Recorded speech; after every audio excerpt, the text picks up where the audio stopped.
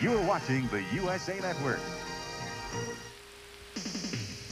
The USA Network and Diamond P Sports present from the National Hot Rod Association Championship Drag Racing. The 1986 Summer Nationals from Englishtown, New Jersey. Speeds in excess of 270 miles an hour. Covering the quarter-mile distance in less than 6 seconds. Drag racing from the NHRA. It was from this point on Christmas night, 1776, that George Washington and his men crossed the Delaware River into New Jersey, surprising an unsuspecting British garrison. 30 years earlier, the great Ivy League tradition of the East was continued with the founding of the College of New Jersey, later renamed Princeton.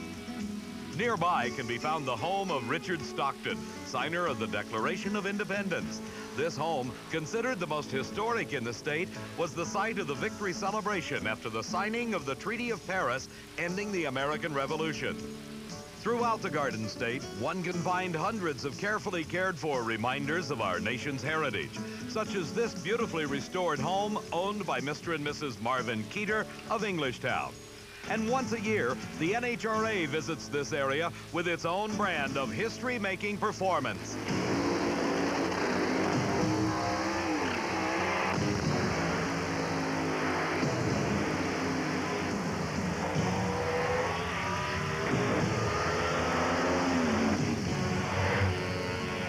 Hello, everybody. I'm Dave McClelland, and over 800 race cars have jammed into Raceway Park, competing for nearly $800,000 in prize money in this year's edition of the Summer Nationals. The performance, in a word, has been incredible. How much so? Let's find out from my working partner, Steve Evans. Steve? David, never in the history of NHRA Championship drag racing have the national records in all three professional categories been eclipsed at the same race until here at the Summer Nationals. Despite threatening weather on and off all weekend, even during qualifying, the onslaught began with Bob Glidden. You'll recall that Glidden survived a terrible crash in Atlanta just 2 months ago. A faulty parachute caused the car to turn left at over 180 miles per hour. It impacted the guardrail and rolled 6 1/2 times. Glidden came here with a brand new Ford Thunderbird Pro Stocker, obviously recovered mentally and mechanically, and promptly broke his own national record at 7.44 seconds.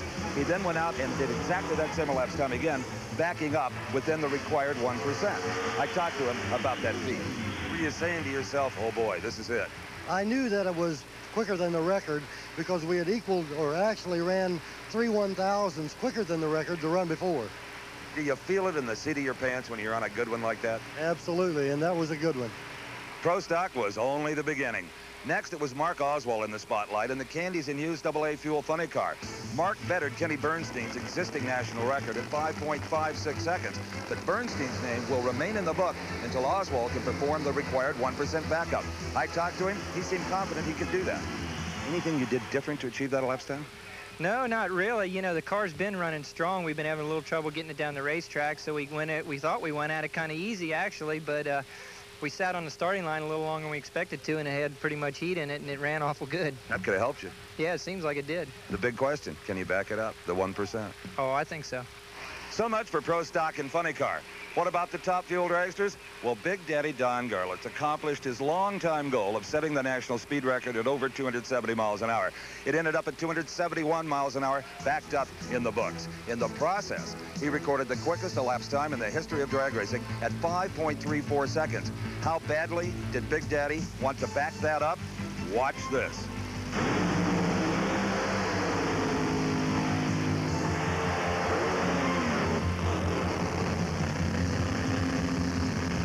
With the touch of a true master of his craft, Garlits regained control and drove the car through the cloud of tire smoke back toward the starting line. The streamlined dragster came through the crash in remarkably good condition, considering the potential for damage. Garlits calmly went about the task of shutting down the engine, unbuckled his safety belts, and climbed from the cockpit, giving the cheering fans a victory salute. The NHRA safety safari was right on the spot, but unneeded. The 54-year-old Garlits was uninjured. In slow-motion replay, the accident is even more incredible.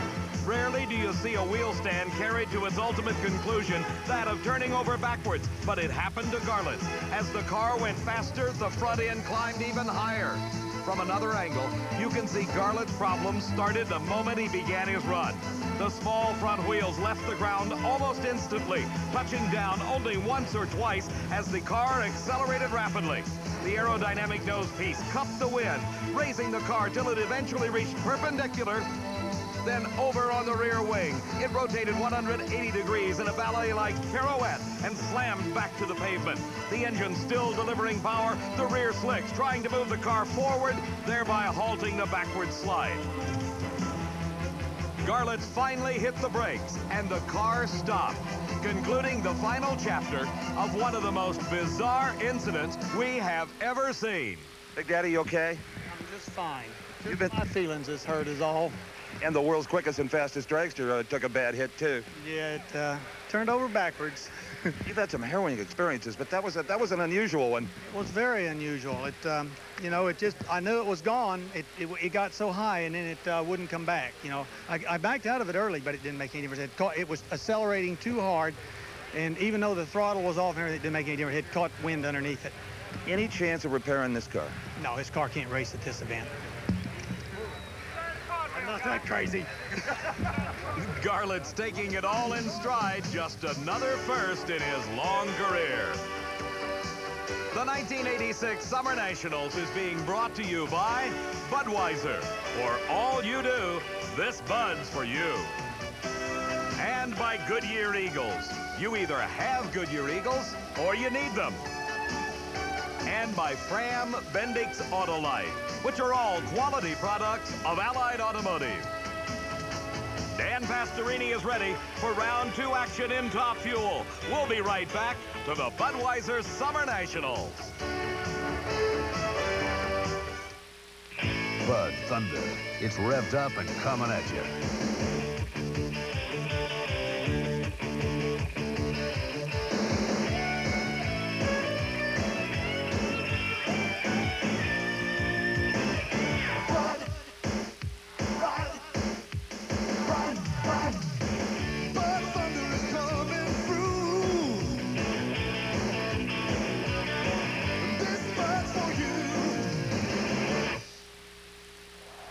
Speed, heat, endurance, the triple test of NASCAR racing. Quaker State Motor Oil is here, performing, protecting, flowing continuously under extreme conditions. And it's the same oil you can buy right off the shelf. Quaker State technology delivers protection in your car and on the track. Quaker State, the big Q stands for quality. Always has, always will. I always thought it was crazy. People spend thousands of dollars on a car, and then when it comes to taking care of it, they try to save a few cents on no-name brands. It's a lot smarter to put in ones you've heard of, like Fram oil and air filters, Autolite spark plugs and wires, and Bendix brakes. After all, if you're going to put a lot of money into a car, spend a little taking care of it. It could save you from a lot of trouble down the road. For all those performance cars that want to keep performing even in wet, sloppy weather, Goodyear introduces the Eagle GT Plus 4. High performance and all-weather performance in one remarkable tire. The Eagle GT Plus 4. The performance won't be canceled by the weather. You either have Goodyear Eagles or you need them. Back at Raceway Park near Englishtown, New Jersey, the Budweiser Summer Nationals, round number 2 of Top Fuel Eliminator. This is Dick LaHaye. LaHaye crossing the starting line, smoking the tires as his competition. Dan Pastorini comes up to do his burnout. Pastorini, the former NFL quarterback, switching to professional drag racing with style. In just his second season of competition, Pastorini has already won his first national event title, that coming at the Southern Nationals in Atlanta, Georgia. Dick LaHaye won his first ever NHRA title on this racetrack back in 1980 when he won the Summer Nationals crown. His daughter, Kim LaHaye, serving as the crew chief on this 2,500 horsepower monster. Both cars creeping towards the starting beams. Those are the light beams across the starting line, indicating the car is properly positioned and waiting for the green light. LaHaye in the far lane, Pastorini in the near lane. A slight advantage to LaHaye, and up in smoke goes Pastorini. His parachute has fallen out, and LaHaye streaks across the finish line. His daughter Kim showing the elation of the moment at a 5.40 second elapsed time. That's the quickest time in eliminations thus far. Let's see what happened to Dan Pastorini. As the green light came on the Christmas tree, LaHaye had an ever so slight advantage off the starting line, but it was almost instant tire smoke for Pastorini. The vibrations of the car shaking the parachute out, and Pastorini had to abort the run, watching LaHaye streak on to the 5.40 elapsed time. Pastorini heads back into the pit area. His day's finished. LaHaye into the semis. Well, you'll seldom see it done any better than that, Dick. A 5.40. Oh, thank God. I guess we made the right move on that, baby, didn't we? No, 100th quicker. That's a national record. I know, and we've been, knowing that we can touch this record and so forth, and I'd sure like to do it just for Kim and all the folks and everything. Everybody's been talking about Yarlitz and Glenn, and here you come. Well, I just been, we're kind of that little quiet lion that lays over there and tries to jump on you when you sneak by. Boy, I hope you do it. Thanks, Steve. That little quiet lion is a family operation. Father Dick LaHaye and his daughter Kim LaHaye, they'll be getting ready for the semifinal round of action as our next pair of cars coming up to do the burnouts. Connie Kalitta.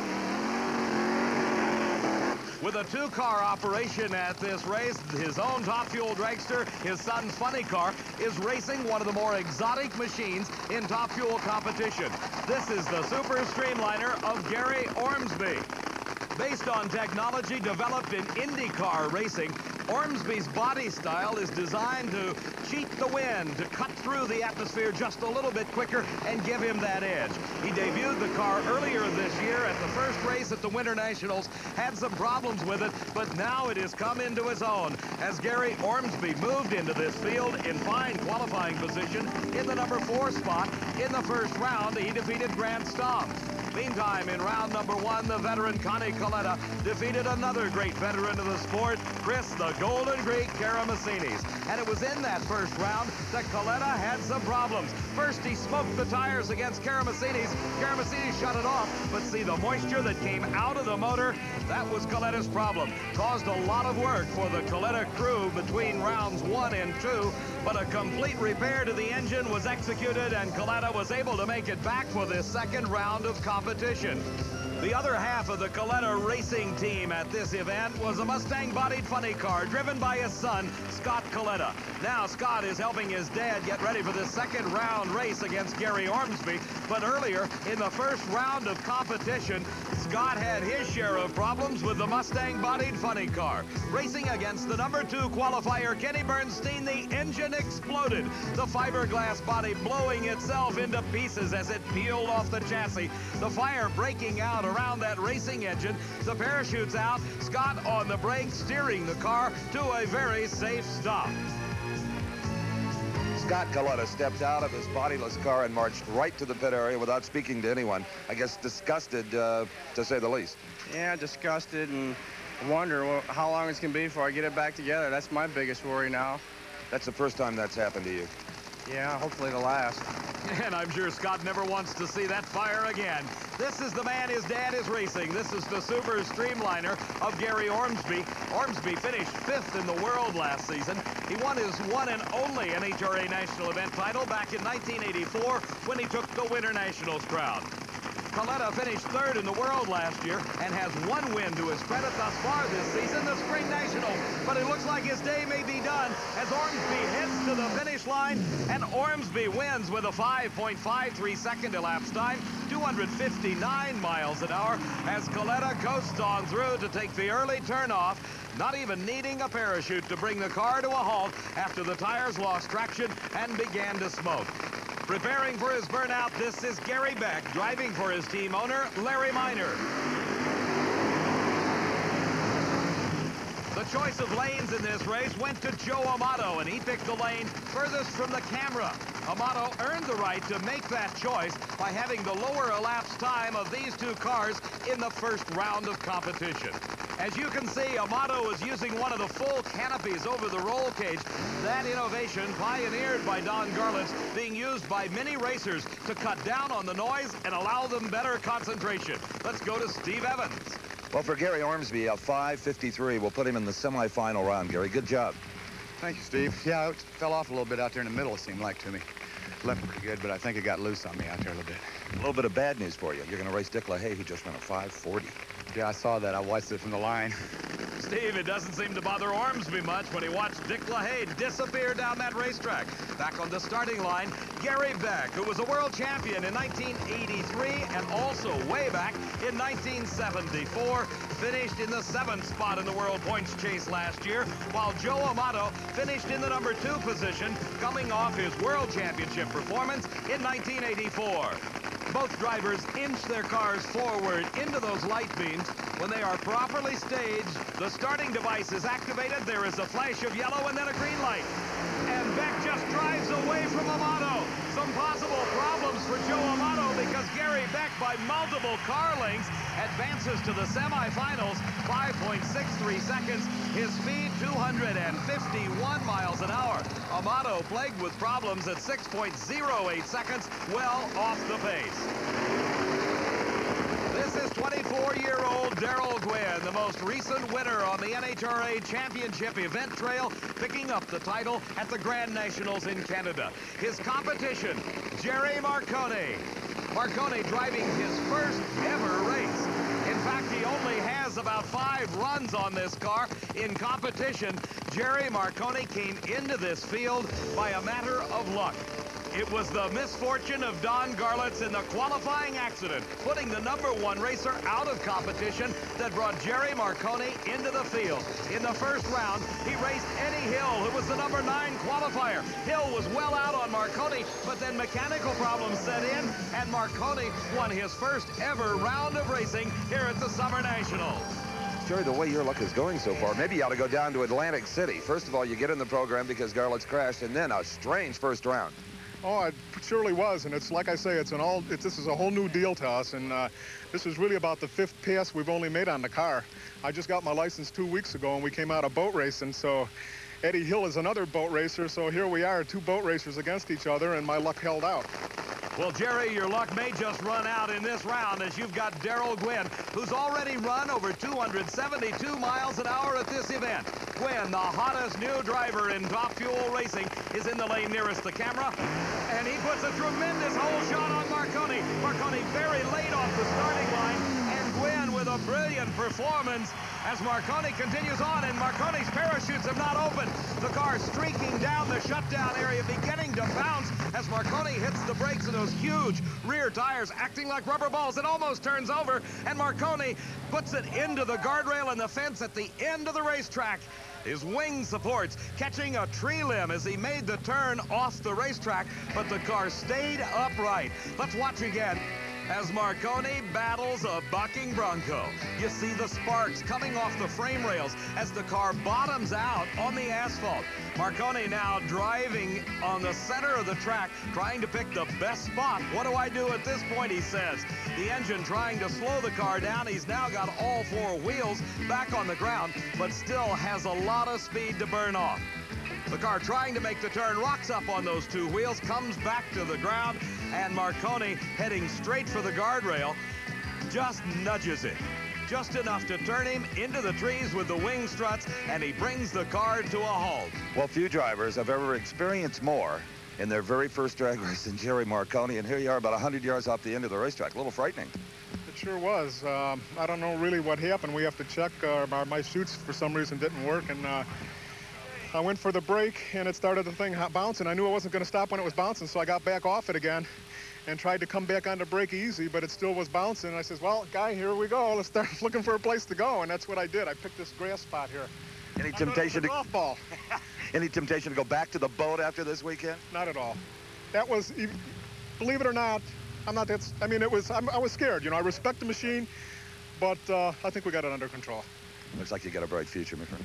I think I do too. Thanks. Well, Stevie's certainly not lacking in confidence. Here's the semifinal pairings. Darrell Gwynn has Gary Beck with Gwynn having lane choice, while the other half of the field finds Dick LaHaye racing against Gary Ormsby, and Dick LaHaye has lane choice. We'll be coming right back to Raceway Park for more exciting action from the Budweiser Summer Nationals. Bud Thunder. It's revved up and coming at you.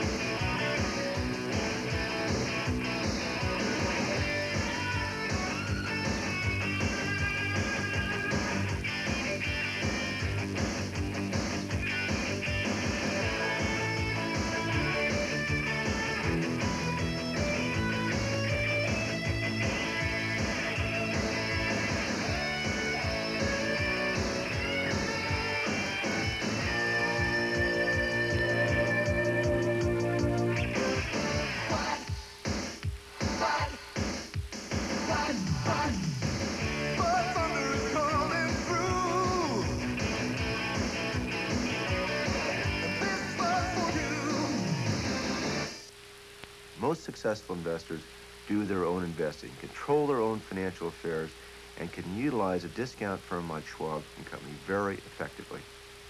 The great advantage, I think, in dealing with a Schwab employee who is salary-based in compensation is that you will always know that he does not have a conflict of interest riding on your transaction. Even more than the savings on commissions that we provide investors, we give them a haven where they can conduct their business without all of the hassles and the opinions and pressures from salespeople. I have always been an investor myself, and I have tried to think of everything that we do for our customers through the eyes of myself. Would I like it as a customer? Would I not like it as a customer? Save money on brokerage commissions. Call Charles Schwab now for this free booklet. Toll free 800-826-2700. That's 800-826-2700. Find out what Charles Schwab can do for you. At the Budweiser Summer Nationals, there's lots of work going on in the family pit area of Dick LaHaye. Dick and his daughter Kim doing the work on this 2,500 horsepower engine, getting it ready for the semifinals of Top Fuel Eliminator. But on the starting line, we're set for round number 2 of Funny Cars. This is John Force. Force driving the Chevrolet Cavalier-bodied car, qualified here in the number 3 spot. He is racing against Tim Gross in a rematch of the final round of this year's Winter Nationals Championships. And as you saw on Diamond B Sports, it was Tim Gross winning that event. 1 year ago, here at the Summer Nationals, Tim Gross finished in the runner-up spot to Kenny Bernstein. Gross now living in Saugus, California. John Force from Yorba Linda, California, has been in the final round of an NHRA championship event 7 times, but has yet to win a race. Force in the near lane, Tim Gross in the far lane. A great start for both cars. It appears to be Force just barely pulling ahead. And at the finish line, by a little over a car length, John Force wins it 5.74 seconds. His speed over 254 miles an hour. That incredible string of runner-up finishes for John Force started on this racetrack. It was way back in 1979 that John Force finished in his first runner-up position. Now with his crew chief, Austin Coyle, regarded by many as one of the best fuel crew chiefs in the business, leading the Chi-Town Hustler to 2 world championships, John Force moves into the semifinals. A handshake with the defeated Tim Gross as the crew comes down to pick up John Force, take him back to the pits, and prepare that car for the semifinal round of racing. Tom Hoover's Corvette-bodied car doing the burnout across the starting line, laying down the tracks of rubber that provide the traction that propels these cars down the racetrack. Hoover from the state of Minnesota has over 2 decades of experience in Top Fuel and funny car racing. Alongside of him will be Billy Meyer from Waco, Texas, who came to this race trying out a brand new piece of technology. The gas is for go and the brakes are for whoa, right? Well, not necessarily. For years, the better drag racing drivers have grabbed a great big handful of brakes when they felt the rear tires lose traction, rather than getting off the accelerator pedal, losing RPM, momentum, and unloading the chassis. Well, Billy Meyer has advanced that process. His funny car is the only one equipped with a button right here on the steering wheel. Now, a push of that button applies the rear brakes. Through an electronic solenoid, much like the Pro Stock drivers used to lock up the front brakes during the burnout, it is mounted right on the rear axle housing. So now Billy has far more precise control over the brakes, also doesn't have to remove one hand from the steering wheel to the brake handle, and does not take a chance of maybe inadvertently releasing the parachute. On the starting line, Billy Meyer's got some problems. They've got the fiberglass body raised. The crewman is in, working on an injector line. It could be a possible fuel leak. But they seem to also have problems getting the car to roll. Tom Hoover is backing up. He is waiting for Billy Meyer to repair his car. The crewman says, bring the body down. It appears the injector problem is solved. Now Hoover approaches the starting line, and Billy Meyer is going to stage. Incidentally, Meyer is building a new racetrack near Dallas, Texas. It's called Texas Motorplex, and USA Sports in Diamond P will be there the last weekend in September to bring you all the action of the NHRA Chief Nationals. But right now, it's round number 2 at the Summer Nationals. Tom Hoover, far lane, Billy Meyer in the near lane, and Meyer does not leave the starting line. Hoover continues on down track, trying to earn lane choice in the next round. 5.87 seconds. His speed over 252 miles an hour. But back on the starting line, it is problems for Billy Meyer. The car apparently suffering some sort of driveline failure. Meyer out of the car, taking off his helmet and fireproof sock, knowing he's going to have to wait for another day. Well, Dave, I'm sure if Billy Meyer were down here right now, he'd like to thank this man, Tom Hoover, for being so patient on the starting line. Yes, Billy and I talked about before the run. He's having trouble with a few guys holding him up this race. And I says, no, I'll be there, Bill. So I programmed it. He had trouble, I guess, with the reverser or something. And we got a fresh motor in the car. It's a little off yet, but we're coming around. It's been a while since you've gone this far, the semis. Well, that's right. It's hardball out here. Steve, hardball it is. We just found out that it was a transmission problem on Billy Meyer's car that put him out of competition against Tom Hoover. Here is the quickest and fastest funny car in all of drag racing. The Candies and Hughes Pontiac, driven by Mark Oswald. He'll be racing the recent winner of the NHRA Cajun Nationals Championship. This is Tom McEwen. As Steve told us at the top of the show, Mark Oswald broke the elapsed time record with a run of 5.56 seconds. He is trying to back that up within 1%. On that same run, he established the fastest speed ever by a funny car at over 265 miles an hour. Oswald off the line first, and McEwen shuts the engine down. Oswald through the finish line at 5.70 seconds. Not good enough to back up the record at 255 miles an hour. But most importantly, Oswald in the Candies and Hughes car moves into the semifinals. For McEwen, his day is done. Here's the man that Oswald is trying to take the record away from. This is the reigning world champion. He is the defending Summer Nationals champion. This is Kenny Bernstein.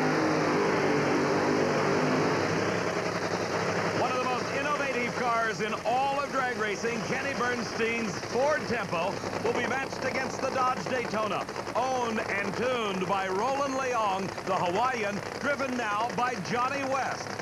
West qualified in the number 6 position. Steve? Well, the record backup continues to elude Mark Oswald, but a fine 570 puts you in the semifinals. Can't believe it went that quick. I had to let completely out of it once. Yeah, it looked like it hesitated. Yeah, I let completely out of it. You're trying to back that record up, and you know, it started shaking a little bit that time. We were fortunate to get through there. Had you not lifted smoking tires or what? Oh, yeah, I was getting ready to. Yeah. You can anticipate that? Yeah, when it starts shaking that hard, you can bet it's going to turn loose. Okay, good job. Thank you. Steve, many people regard Mark Oswald as one of the premier drivers just for that reason, his ability to sense a problem. Here's Johnny West into his first season as the driver for Roland Leong and the Hawaiian. And this is Kenny Bernstein. He got a break in round number 1 when Scott Coletta, as we saw, exploded the engine in his funny car. Crew Chief Dale Armstrong making the final check of the injector, directing Bernstein into the proper spot, as does Roland Leong for his driver, Johnny West.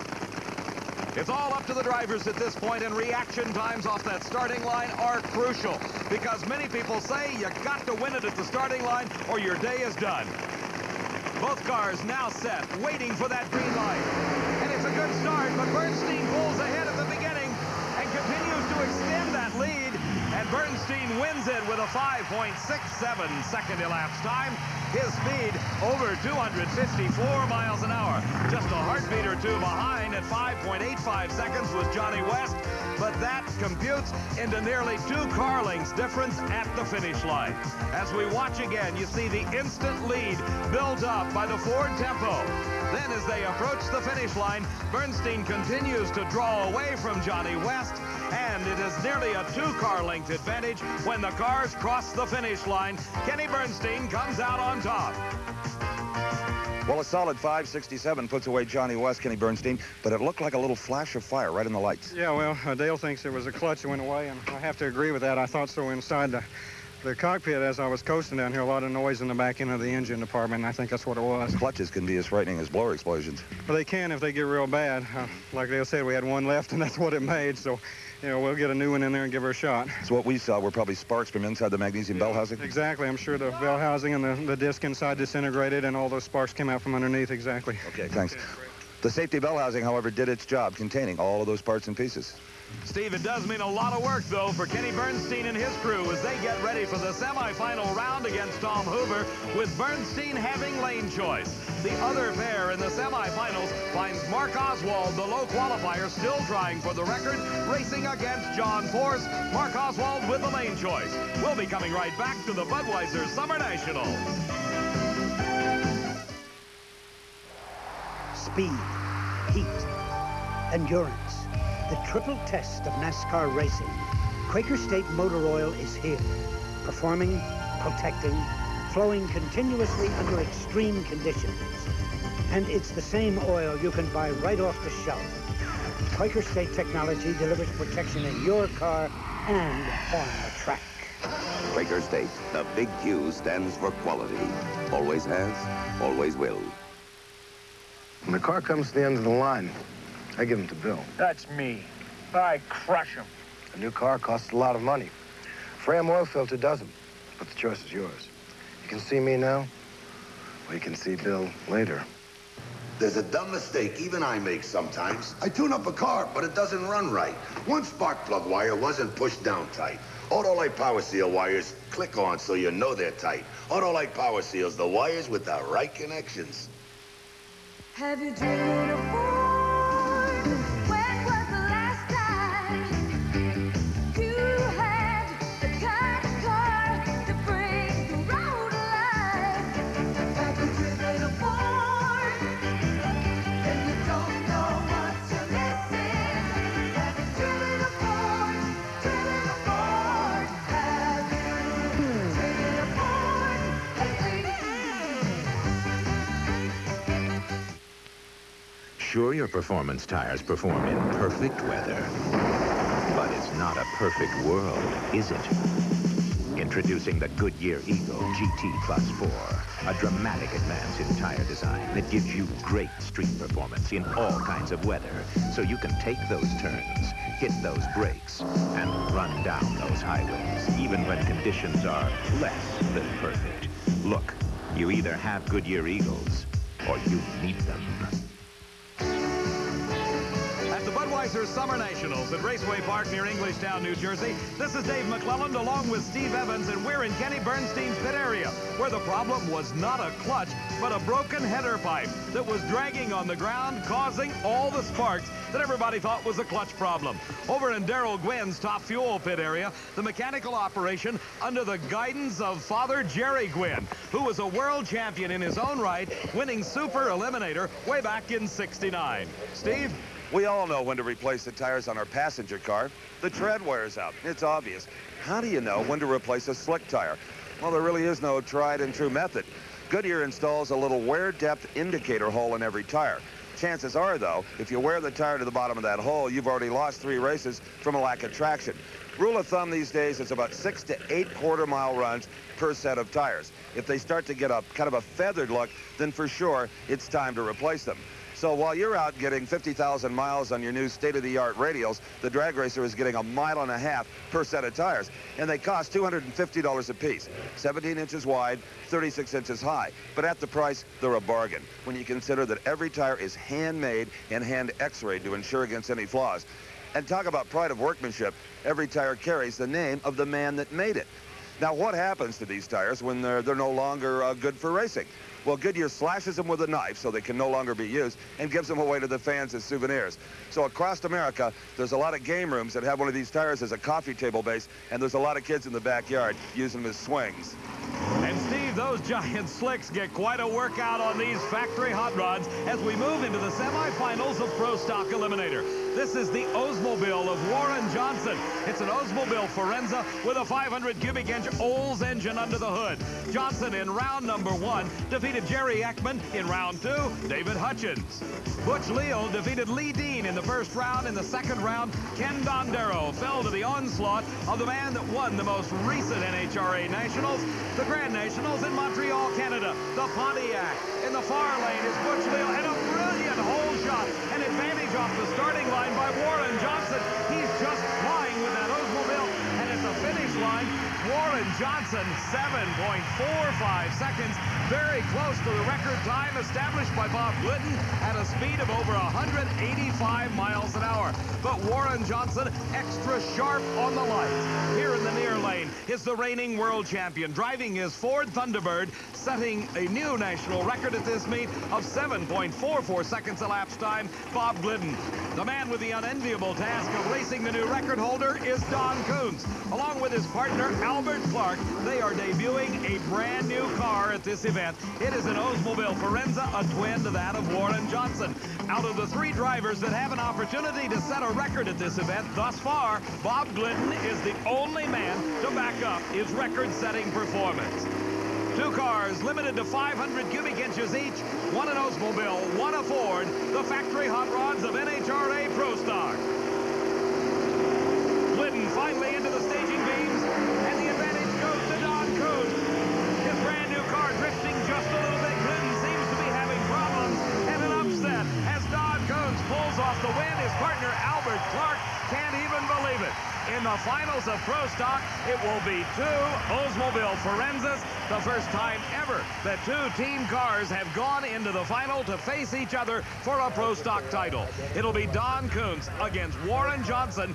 Johnson, with a tremendous performance advantage in the semifinals, will have the lane choice. As Bob Glidden gets out of his car, it was obvious something went wrong as the performance level fell off drastically. Well, there's no such thing as invincibility in this Pro Stock class. Even with a new national record, Bob, things still go wrong. Yes, Steve, I don't know what exactly has happened. Let the clutch out and had a terrible engine miss. I don't know if we've got a pump malfunction or a wire, an electrical box or what.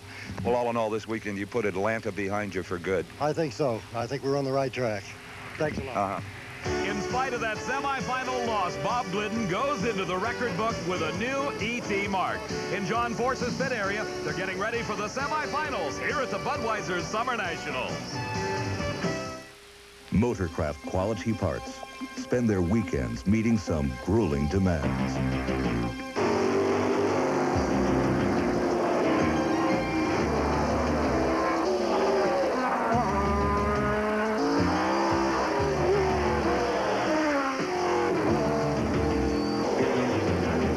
Same Motorcraft quality delivers dependable performance in your car every day. Motorcraft from Ford.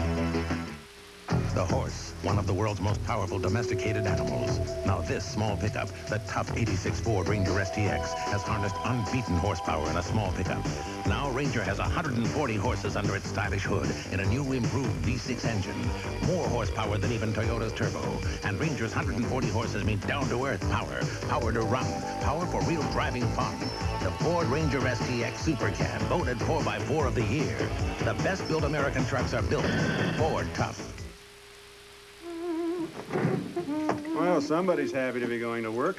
I love my job. I wish I could say that. Bob. I know. Look for a better job in the National Business Employment Weekly. See? The best jobs available everywhere in the country. Professional, managerial, technical, that's you, at top companies. Nice salaries. $25,000 a year and up.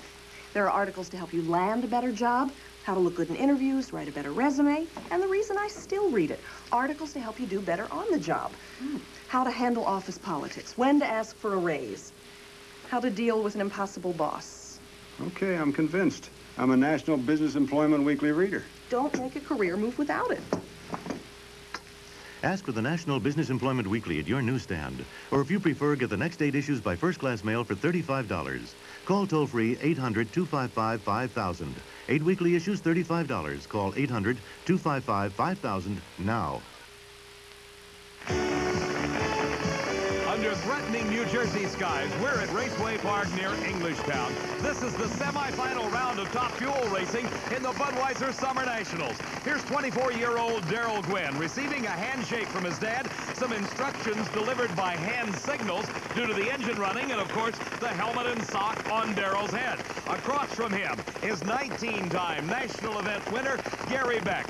The winning streak for Gary Beck began back in 1972 when he won his first U.S. Nationals title.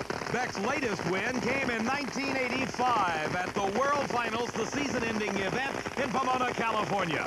Gwynn in the near lane, Beck in the far lane. A great start for Gwynn. The car just locked to the ground, and through the finish line, Gwynn by a wide margin wins it as Beck shuts off early. The crew is static as they go into the finals. 5.41 seconds. His speed over 263 miles an hour. And Gwynn, the winner of the most recent event, for the second race in a row, goes into the finals.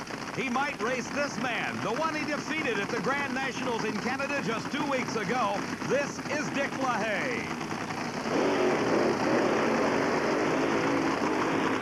LaHaye in the previous round had a 5.40 second elapsed time, and that may not bode well for this driver. This is Gary Ormsby at the wheel of his streamlined dragster. His performances have been in the high 550s and 560 range, and Ormsby has got to find just an added measure of performance to take on Dick LaHaye on an even scale. Let's go to Steve.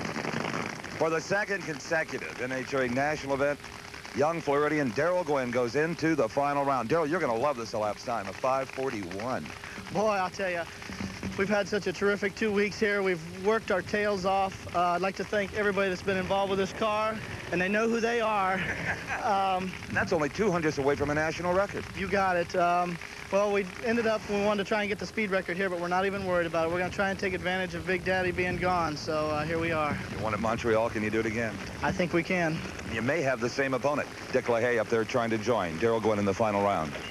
Steve, if performances in the previous round are any indication, Dick LaHaye has got to be considered the favorite. He's got over 1/10 of a second in elapsed time advantage over Gary Ormsby. But Ormsby has been in the finals of NHRA championship events 5 times in his career, so you can't just count him out. The burnouts are completed. Both cars are into the pre-stage lights, and then we'll be moving into the staging beams. And then it's up to the driver to leave on time. And it is a red light for Gary Ormsby. He anticipated the start. He left too soon. The red light at the starting line wipes out a fine 5:49 as Dick LaHaye runs 5.48 seconds to win the race, and for the second event in a row goes into the finals. There's the red light that's caught Gary Ormsby as he left the starting line too soon. In the finals, Dick LaHaye against Darrell Gwynn, with Gwynn getting lane choice. The body coming down on the Ford Tempo bodied car of Kenny Bernstein. Bernstein has found the consistency during eliminations that carried him to the World Championship title 1 year ago. Down at the far end of the racetrack, it's an elated Dick LaHaye. Steve? Well, Dave, down here, Dick LaHaye came in thoroughly disgusted until I told him that Gary Ormsby had red lighted. He had absolutely no idea. And you talk about an attitude adjustment on the part of a race car driver. For the second consecutive national event, Dick LaHaye will go into the final round. I love to be a bearer of glad tidings like that. Now, if I can just get the man to take his helmet off, because I think you're going to see a great big grin on his face. Congratulations, another final. Thank you very much, Steve. I kept thinking to myself, no, I was late. I couldn't believe it, when he red lighted. Thank the Lord. That's all I can say. You get another shot at Darrell Gwynn. You got any idea what we run? 48. 48, and he ran 41. He has lane choice. That's fine. I run 40 flat over on the left side anyway. Beat you by inches a few weeks ago. Yeah, we had a heck of a race. It was the next day after a rain out, and we're going to have a heck of a race here, too. All right, here comes Kim. They got a lot of work to do. Well, with this team, you never know. Sometimes they don't even take the heads off it. Steve, the skies are threatening here at Old Bridge Township Raceway Park as Kenny Bernstein gets prepared to race Tom Hoover in the semifinals.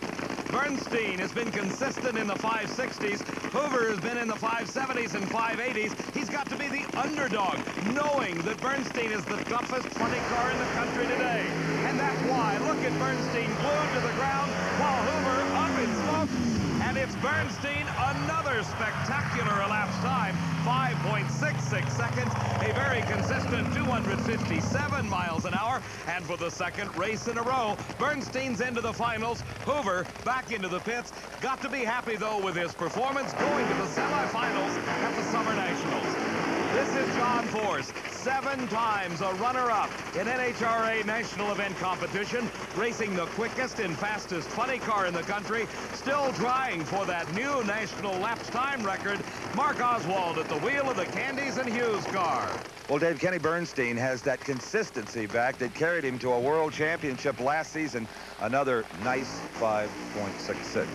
Well, that's good. That's what it takes today. Of course, we got to see now what Oswald does for lane choice for the final, but he ran all the way that time. Dale Armstrong and the guys did a super job getting it out the back door for me, and no headers fell off, no clutch problems, so it's better. You did your job. Do you think there's an imbalance in the lanes? I don't really think so. I think they're pretty even. It just kind of gives you an advantage if you feel like you have the choice. If something does go bad, obviously you've got a way to go. Confidence builder, if nothing else. Well, it helps a lot.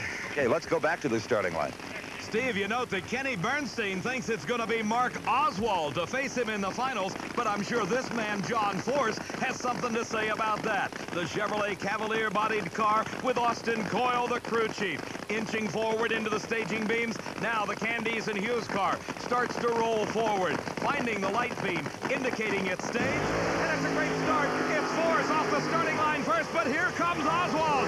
But at the finish line, Force pulls it out by a matter of just a couple of feet. It is John Force, the winner, 5.72 seconds. His speed, 253 miles an hour. He moves into the finals.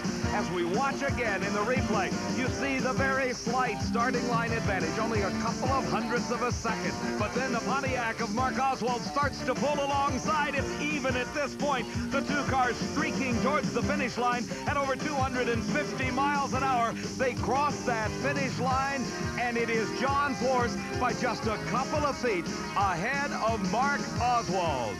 Well, over the years, John Force has been critical of his own driving. But, John, you won at driving identical elapsed times. You both ran 5.72.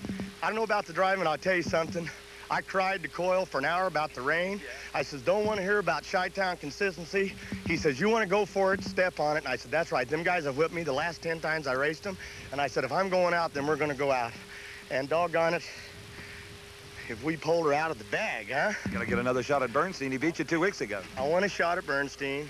We got a good racetrack here. I can't believe that they did that here. And I ain't saying what I always say, oh, I'm going to do it this time, but I'm going to do it this time. Steve, absolutely the best interview in all of motorsports. John Force goes over to shake hands with Mark Oswald. That sets up the funny car final. Bernstein against Force, with Kenny Bernstein, the world champion, having lane choice.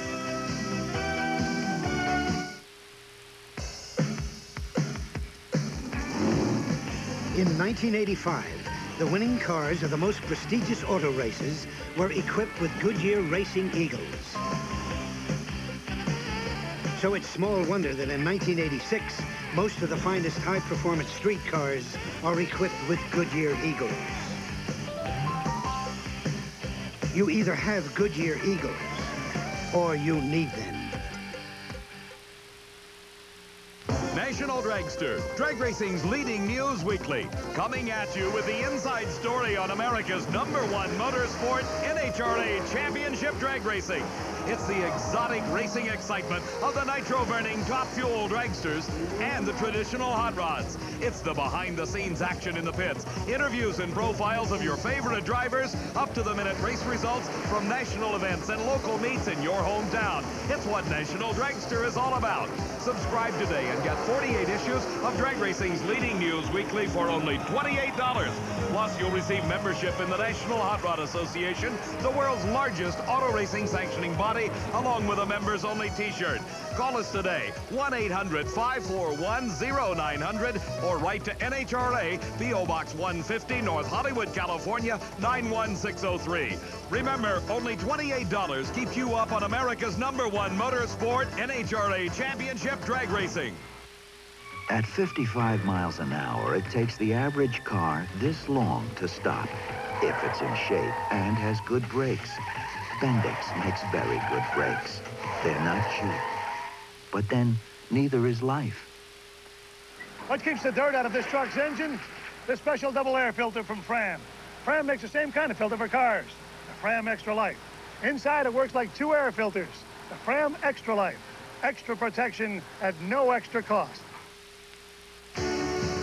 We have been telling you about the threatening weather at the Summer Nationals, and it finally hit. The rains came, causing a postponement of this race until this morning, as the finals are set to go in Pro Stock Eliminator.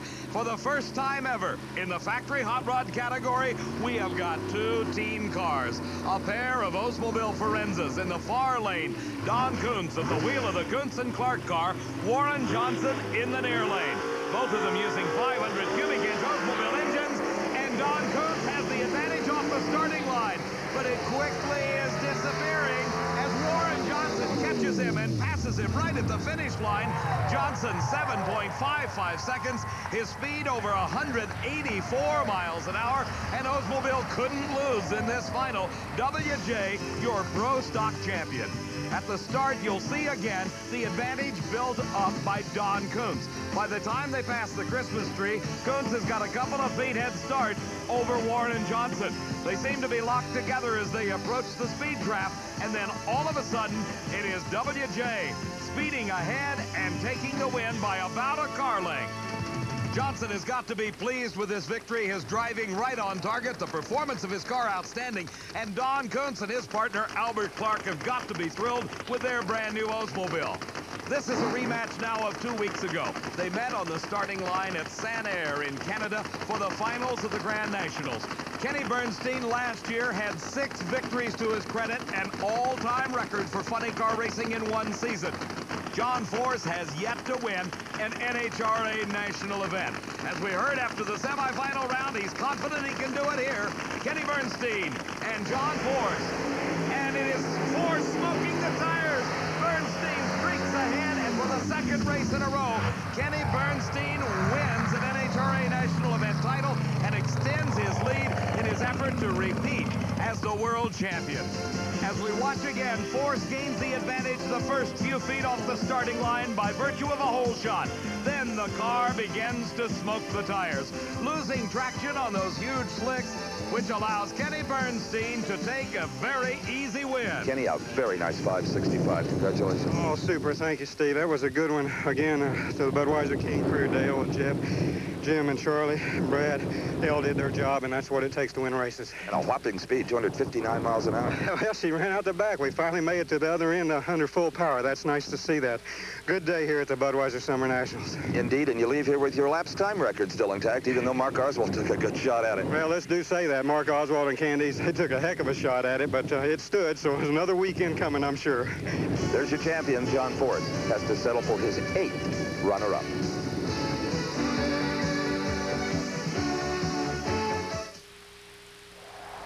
speed, heat, endurance.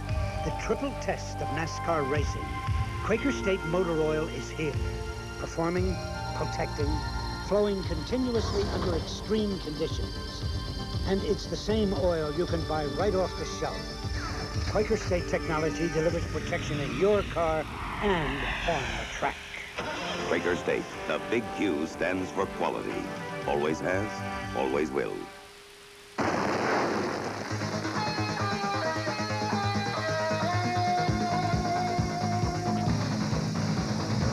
Budweiser's smoking them. The 1985 NHRA World Champion Funny Car. Kenny Bernstein's Budweiser King. 500 cubic inches packed with 3,000 horsepower. The king of beers and the king of racing. Racing fans, this Bud's for you.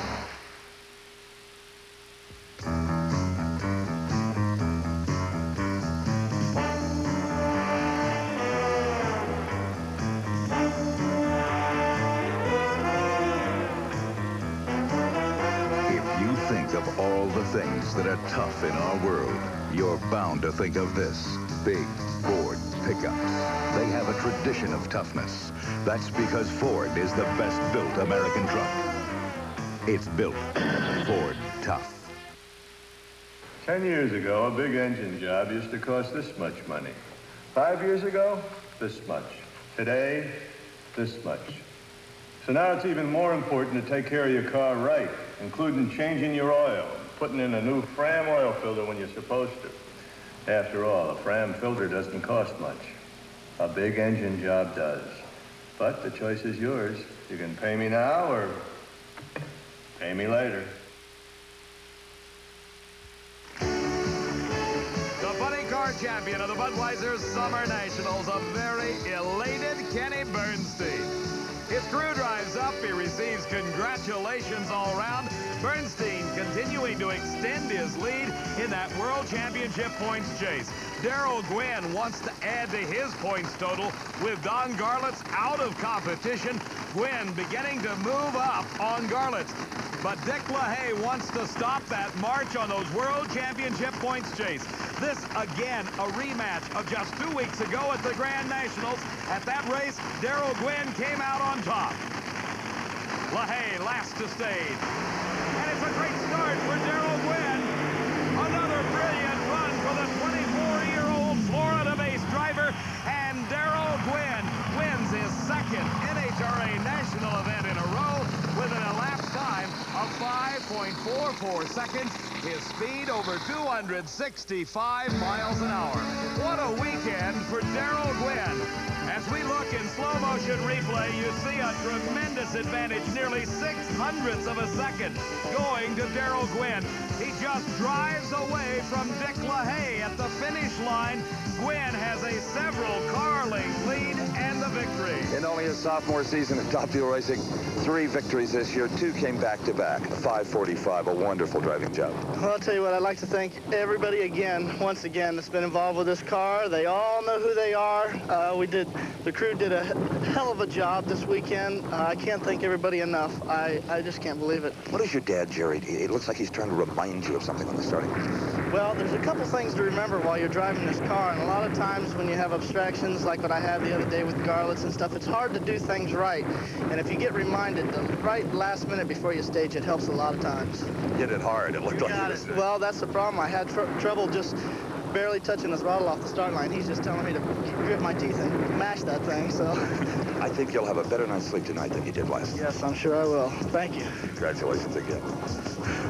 Our congratulations to all the winners. And remember, this Budweiser Summer National coverage, the first in a series of 6 events on USA Sports. The next one coming up Monday, August the 11th, the Mile High Nationals from Denver. For Steve Evans, I'm Dave McClellan, saying so long from Englishtown, New Jersey. The executive producer of Diamond P Sports is RVM Palish, produced and directed by John B. Mullen. The 1986 Summer Nationals have been brought to you by Fram Bendix Autolite, which are all quality products of Allied Automotive. And by Ford. Have you driven a Ford lately? And by Budweiser. For all you do, this Bud's for you. And driven by Quaker State. Quaker State, the big Q, stands for quality. Always has, always will. Coverage of the 1986 NHRA Summer Nationals has been a presentation of Diamond P Sports.